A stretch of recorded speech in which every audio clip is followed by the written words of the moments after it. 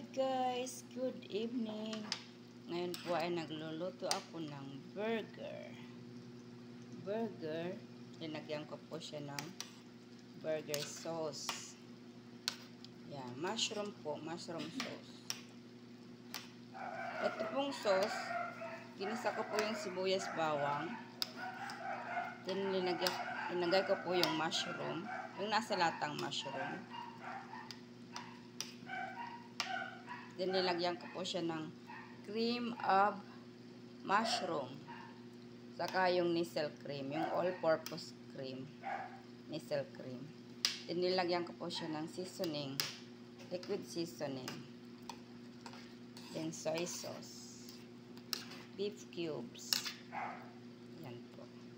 Pero gumawa muna po kayo ng burger na ganito po. Then lalagyan natin ng sauce. Lalagyan natin sa sauce. Burger steak po. Burger steak.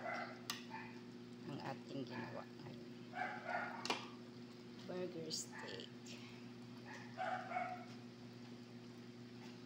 Ayan. Itong burger, linagyan ko lang to ng salt and pepper. Then egg. Then pinagprito ko po. Then linagyan ko na lang siya ng gravy. Mushroom.